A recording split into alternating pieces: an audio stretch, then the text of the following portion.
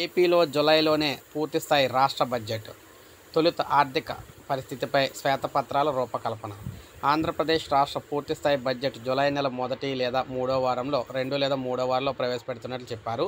వచ్చే నెలలో దాదాపు మూడో వారంలో ఒక వారం రోజుల పాటు రాష్ట్ర ఉభయ సభలు సమావేశాలు ఏర్పాటు చేసి పూర్తిస్థాయి బడ్జెట్ను ఆమోదిస్తామని చెప్పడం జరిగింది.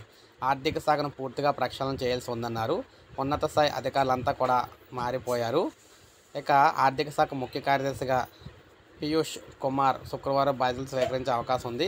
ఇప్పటికే ఐఏఎస్ అధికారులు వినయ్ చంద్ జానకి ఆర్థిక శాఖలోకి వచ్చారు. కొత్త అధికారుల బృందం తొలుత రాష్ట్ర ఆర్థిక పరిస్థితికి సంబంధించిన శ్వేతపత్రాలపై కసరత్తు చేస్తుంది. ఆర్థిక శాఖ ప్రత్యేక ప్రధాన కార్యదర్శి కేవీవి సత్యనారాయణ మరి కొంత కాలం పాటు అక్కడే ఉంటారు. గత 5 సంవత్సరాలుగా వైకాపా ప్రభుత్వం ఆర్థిక శాఖలో ఏం చేసిందో ఆయన అవగాహన అయితే ఉంది. ఆయనతోనే ఈ లెక్కలన్నీ కూడా బయటకు తీయించే ప్రయత్నాలు సాగుతూ ఉన్నాయి.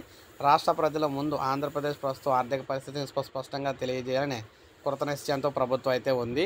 అన్ని రకాల అప్పులు, పెండింగ్ బిల్లులు, రాబడులు, ఏడాదికి అప్పులు, వడ్డీల భారం ఎంత అనే అన్ని అంశాలను కూడా సమగ్రంగా విశ్లేషించి శ్వేతపత్రం రూపొందించే ప్రయత్నాల్లో అధికారులు అయితే ఉన్నారు. ఇదంతా పూర్తయ్యేసరికి జూలై 2వ వారం అయ్యే అవకాశం ఉంది. ఆ తర్వాత వారం బడ్జెట్ ప్రవేశపెడుతున్నాం అనమాట. సో ఈ విధంగా మనకి ప్రభుత్వం అయితే తెలియజేసింది. సో పూర్తి స్థాయి బడ్జెట్ మనకి జూలై 3వ వారంలో రాబోతుంది. సో ఇది మనకి లేటెస్ట్ అప్డేట్. ఒక లైక్ చేయండి, సబ్స్క్రైబ్ చేసుకోవాలి, మన ఛానల్ సబ్స్క్రైబ్